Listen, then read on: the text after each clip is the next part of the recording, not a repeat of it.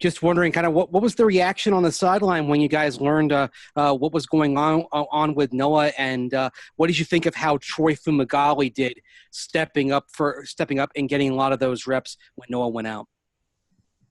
Yeah, honestly, I didn't even know what was going on until we showed up into the locker room when we got to the stadium. I just saw Noah by the trash can and just knew it probably wasn't something good. He does kind of puke a lot. He kind of has a weak stomach, so I don't know if it was because of that or what. But guys were saying that they were doubtful of him being able to go and play, and then he suited up, and I think he was in there for the first two series, and then I think after our second series coming off the field, we're meeting together as a tight end group and, going over like the previous plays and just kind of reviewing, and, he was nowhere to be found. So I was like, man, did Noah go in? And they're like, yeah, he went in. So that's when I knew that he was done for the day.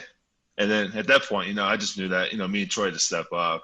And yeah, like you said, Troy did a hell of a job. We weren't really prepared for that situation at all. Most of those plays are for Noah, and we obviously understand our role, and we practice our role throughout the week. But that's what happens in football, man. Like sometimes guys go down and guys got to step up, and I couldn't be more proud of him. Even myself. Not to toot my own horn, but when guys go down, you got a more expanded role. I mean, it's all about what you do with it, when you get that opportunity. And, I feel like we both did a great job. We caught most of our targets that were thrown to us and all the balls that were thrown to us. We made the crucial blocks to spring the runs. And, that's what it's all about. When somebody goes down, you got to step up. Next one, Troy, right? Nick, thanks for joining us today. One of the differences we saw in that game plan was the passes to the running backs and tight ends. Obviously you didn't know that Noah wasn't going to be available, but did you guys have an idea you were going to attack differently, and maybe that helped get Drew into rhythm? For us, obviously he played his best game of the season. So did you think that was going to be part of the game plan, more passes to the tight end and running backs going in? Yeah, I think just based off of how the play calls have been like the last few weeks, I think we've done a really good job of just kind of sticking to the game plan. And that's, just really pounding the ball in the run game and just kind of sticking with it, and just knowing that that's going to open up other areas of the game for us. And, I think, and I was talking to Drew about this on the plane ride home, I just think that, like you said, he had a hell of a game, played lights out. And I think the reason why he did was because he just felt so comfortable and confident back there. And, he was able to complete those short throws, and, he wasn't expected to make like those hard, deep throws like off the bat. And, when you get the run game established, all those things open up, and, it just seemed like he was just back there dealing it.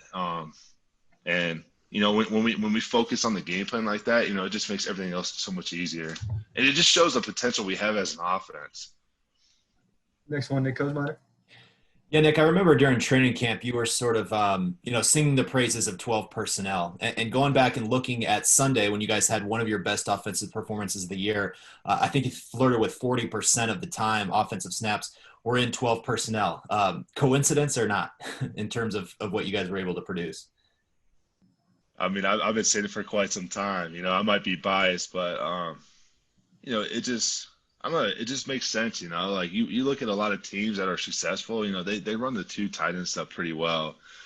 Not only just that, but they do a good job of mixing things up. And when you have a group of tight ends that we have that are so talented, I mean, it's like, why not get us a little more involved, And like I said, I might be biased, but, I think, it just shows, the last few weeks when we have – stuck to the game plan and really, pounding out the 12 personnel, the running game, and then, kind of working some pass game off of it. And it just opens everything up. And, I'm just happy that, we finally found our groove as an offense, and we're finally, getting to know each other and learn about each other, and really, use everybody's strengths. So.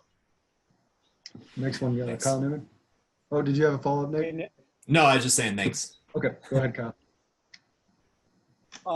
Nick, you talked about knowing your role, and obviously a lot depends on play calling and Noah Fant, but what are you hoping to prove or achieve over these last 3 games, and maybe take some momentum into next season? I just want to be a physically imposing, player. And obviously, I was brought in here to help out in the run game. I know my strengths. I know who I am as a tight end. I know that I do that very well. And, I think for me, like, I know there's a stretch of games where like I wasn't getting as much playing time, but at ever since the Miami Dolphins game, I feel like, I was able to get this opportunity to really, be on the field a lot and just kind of show what I could do. And, that kind of helped me kind of get into my own rhythm. It just kind of allows me to, build my own confidence and be able to get comfortable out there and just play ball, At the end of the day, it's just football. We make it seem like it's so much more than what it is. At the end of the day, it's you just go out there, you just execute. But man, when you're on the field for a while and you're carrying out these long drives, it just allows everybody to get settled in, and even for myself. And I feel like I've just been really, I've just been really focusing on like the little things, just my footwork, my body positioning, my strike, trying to move guys off the ball, trying to open up gaps and lanes for the running backs, and then obviously working some, slaying flats and getting some balls off the movements. And that's my game, and I'm just happy that they're really able to use me that way. And it's always nice when you get rewarded with a couple of catches, especially with all the dirty work that I do. So that's what I'm just going to focus on the rest of the year. I just want to be physical. I just want to, I just want to give my all on every play. Next. Yeah, Nick, I have a couple for you. One, remember when we were talking earlier in the year about how many tight ends were in the room?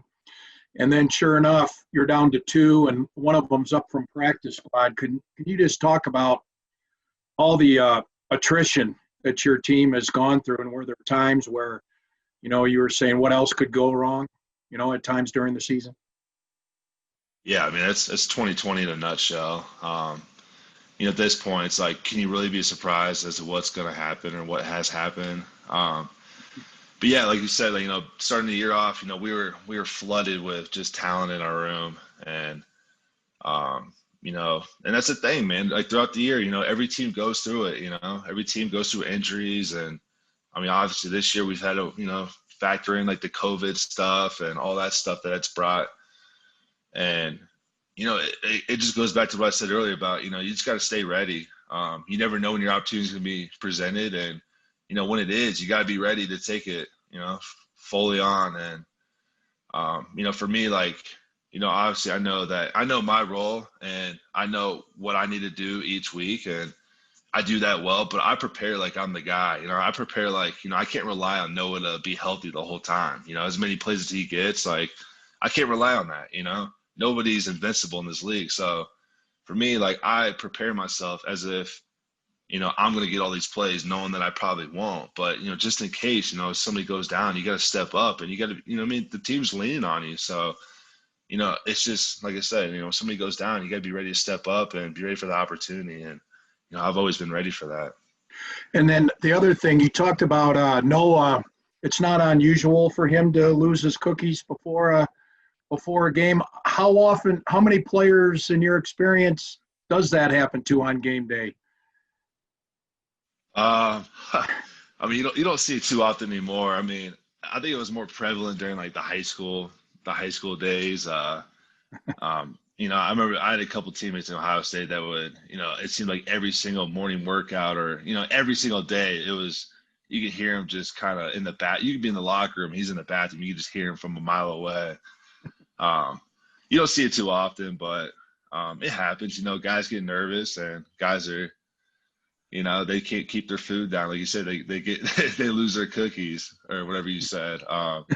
That's just how it goes. Sometimes guys can rally from it. Sometimes, it just affects you the whole day. And, he probably had something a little bit more to it, so, I don't know what he was feeling. Obviously he wasn't feeling good enough to where he could play the rest of the game, and that's just how it goes.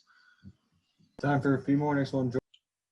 Yeah, Nick, you just talked a little bit about just how deep that tight end room is with yourself and Noah, Troy, Albert O before he got hurt. How close is that group, and how much do you guys feed off of each other and your guys' success? Oh man, it's a great group. I can honestly say other teams I've been on and the groups I've been in. This is one of the better, obviously more talented, but like just such a great group of guys. I mean, we just have so much fun with each other, and it's unfortunate because we're not able to spend as much time, with the protocol and the way things are right now. But we have a group chat, and Jake Budd and Film, they're always just cracking jokes back and forth, making fun of each other, and we're all just standing in the peanut gallery just laughing our ass off, and we just love to joke around and have fun, and especially in practice, I take it upon myself to try to bring the energy in practice, try to get guys going, and just try to make things fun and enjoyable, because it's a long season at the end of the day, and sometimes things can feel kind of repetitive, and you kind of lose your mind a little bit. But I just try to take it upon myself just to bring the energy and just kind of bring the fun to practice, and kind of lighten guys up a little bit, just to kind of go out there and just have fun, and just let's just enjoy what we're doing, and it's a great group of guys, man. I love being here. Final two, Brandon and Zach. Nick, talking about the places that you were before, you were with Russell Wilson for a bunch of years and then around Big Ben last year. I know you got hurt early. What are some of the similarities or similar qualities that Drew has to those two guys? I mean, Drew's fearless. He wants to be better. He's hungry to be better. And yeah, like you said, I've been fortunate to be with Russ. When I got to Pittsburgh, Ben was already hurt at that point. I didn't get a chance to play with him. But me and him are the same ages, so I kind of knew him prior to that, me being with the Steelers. But Drew's young, right? And I think sometimes we forget that, I think this was his 14th game starting. Technically this is still kind of his rookie year. And he's had some growing pains. Every quarterback goes through that, but you know what, man, he attacks every week, just with the mentality that, he's going to do what he can. He's going to get better and better. And I mean, I think we saw it last game, I think, what was it, 149 QBR rating or whatever it was. Like, that doesn't happen by mistake, man. Like, and especially, after the games that we've had, it could have easily just, went downhill, but, he just attacks it, and he's hungry to get better. And that's just the competitor he is, man. And, and that's something I see. That's the similarity I see with, him and Russ. That's the way Russ was, Whenever we faced adversity, Russ was the guy that kind of kept everybody together. And, even if we were down, he always had this belief that we were going to come back. And, I mean, he's as good as anybody out there. Like, whenever we got back, whenever we got behind the game, he always put us in positions to succeed. And, we always wound up with these, comeback victories. And, he just preached it all the time. And, he just talked about it, and he just spoke into existence. And, I see similarities with that with Drew Lock as well. Final one, Zach. Hey, Nick, thanks for speaking with us today. What was it like to get into the end zone on Sunday for the first time since 2018? Man, dude, it felt so good. Like it felt like it's been a while, right? It was a long drought I had. It felt good, and like I said, it goes back to just opportunity, right? Knowing that, like, what I do best, and just, that being like, I'm gonna be a vital role in the run game, and I'm gonna block my ass off. But just being able to be rewarded, with the ball down there in the red zone and on the goal line, and it felt like with the opportunity that it wasn't gonna happen anytime soon. But like I said, guys go down, guys got to step up, and if Noah was healthy, that would have been, I was playing his spot down there, and that would have been him, doing that, but.